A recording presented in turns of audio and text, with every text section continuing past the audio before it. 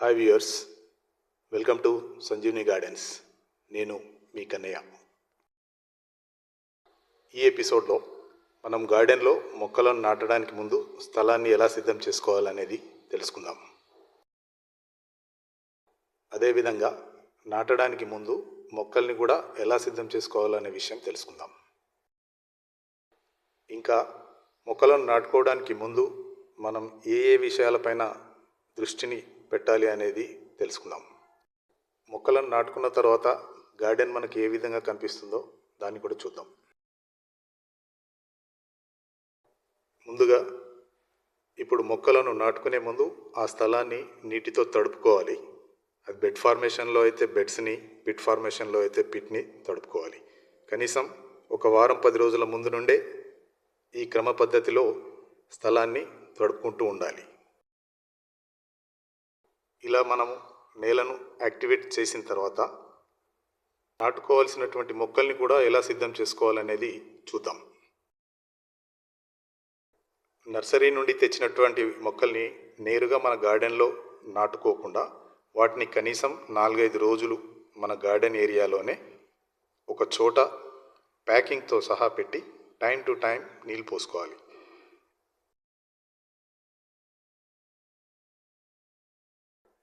ఇలా చేయడం వల్ల మనం తెచ్చుకున్న మొక్కలకు నర్సరీ నుండి వచ్చినటువంటి వాతావరణాన్ని నుంచి మన ఏరియాలో ఉన్న వాతావరణానికి అలవాటు చేసినట్లు అవుతుంది.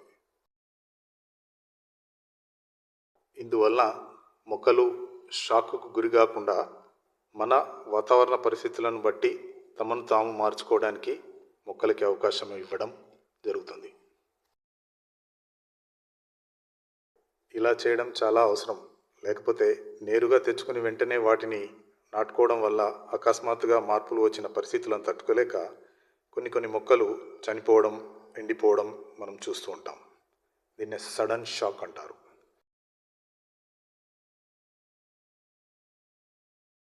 ఇప్పుడు మనం స్పేసింగ్ అండ్ అలైన్మెంట్ గురించి చూద్దాం.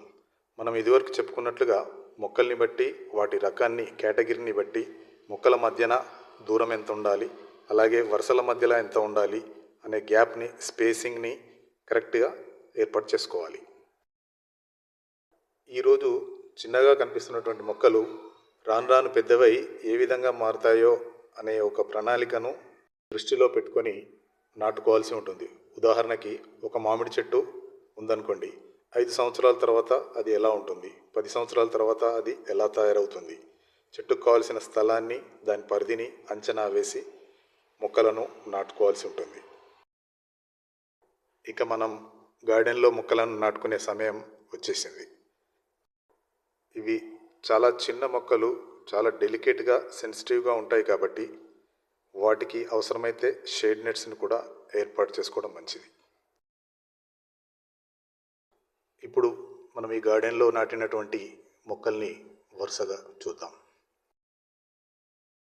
అలాగే ప్రాథమిక దశలో మన గార్డెన్ ఎలా ఉంటుంది, ఎర్లీ లుక్ ఎట్లా ఉంటుంది చూస్తాం. ఇప్పటి నుండి మన కంటికి కనిపించినటువంటి మార్పులు చోటు చేసుకునే సమయం ఆసన్నమైంది. ఇలా మనం మొక్కలన్నింటినీ నాటగానే ఆ స్థలం అసలు గార్డెన్లా అనిపించదు. ఎక్కడ చూసినా ఖాళీగా, ఎంటీగా అనిపిస్తుంది. గార్డెన్ అంటే ఇంతేనా అని కూడా అనిపిస్తుంది. ఈ స్టేజ్లో మన గార్డెన్లోని వాతావరణానికి అలవాటు పడడానికి మొక్కలు ఎలా సిద్ధమవుతున్నాయో చూస్తాము. కొత్త పరిస్థితులను తట్టుకోవాలి, కొత్త వాతావరణానికి అలవాటు పడాలి.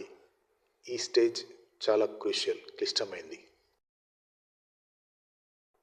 ఈ స్టేజ్ నుంచి మొక్కలలో కొత్తగా రూట్స్ ఏర్పాటు కావడము, నేలలో మట్టిలో ఉన్నటువంటి మైక్రోబ్స్ యాక్టివేట్ కావడము, పోషకాలు తీసుకోవడము, కొత్త చిగుళ్ళు రావడము, రోజువారీగా ఎదుగుతుండడం మనం చూస్తుంటాం.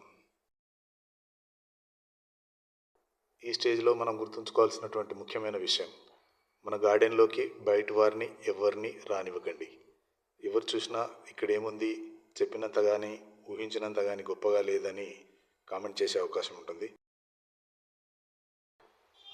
ముందు మన గార్డెన్ని చూసేవారు ఆశ్చర్యపోయే విధంగా తయారు కావడానికి శ్రమ, కృషి, సమయస్ఫూర్తి, సహనం, ఓపిక ఇవన్నీ మనకు ఉండాలి. గార్డెన్ అనేది ఒక రోజులో పూర్తి చేసే పని కాదు. అంతకుమించి పరిజ్ఞానాన్ని సమకూర్చుకొని ఉండాలి. ఒక ప్రణాళిక ప్రకారం చేయగలిగే ముందు చూపు, సిస్టమేటిక్గా ఆచరించే నేర్పు కూడా ఉండాలి. ఇప్పుడు గత ఎపిసోడ్లో నేను మిమ్మల్ని అడిగిన ప్రశ్న గురించి చూద్దాం. మనకు చెట్ల యొక్క వేర్లు ఏమి సూచిస్తాయి? What lesson roots indicates? చాలామంది కరెక్ట్ సమాధానం ఇచ్చారు. అయినా కానీ ఆన్సర్ డిక్లేర్ చేస్తున్నాను. Strong foundation. సమాధానం ఇచ్చిన వారందరికీ కూడా ధన్యవాదాలు తెలియజేస్తున్నాను. ఎంతో సింపుల్గా, సాదాసీదాగా కనిపిస్తున్నటువంటి ఇప్పటి మన ఈ గార్డెన్ ఇంకా అద్భుతంగా ఎలా డిజైన్ చేశామనేది ముందు ఎపిసోడ్లో చూద్దాం. అలాగే మన గార్డెన్ లుక్ ఎలా మారింది, నాటుకున్న మొక్కలలో మార్పు వచ్చి అందంగా ఎలా పెరుగుతున్నాయి అనే అంశాలను తెలియజేస్తాను. ముఖ్యంగా నేను ఊహించిన దానికన్నా అద్భుతంగా మన గార్డెన్ రూపుదిద్దుకోవడాన్ని, అందుకు కావాల్సినటువంటి ఏర్పాట్లు ఏమేమి చేసుకున్నామో అనేది కూడా చూద్దాం. సో వ్యూవర్స్, సీక్వెన్స్ మిస్ అవ్వకండి. ఇలాంటి విషయాలు మీకు ఎవరు చెప్పరు, ఎవరు ఇంత క్లియర్గా చూపించరు. So stay tune for next episode. Thank you for watching.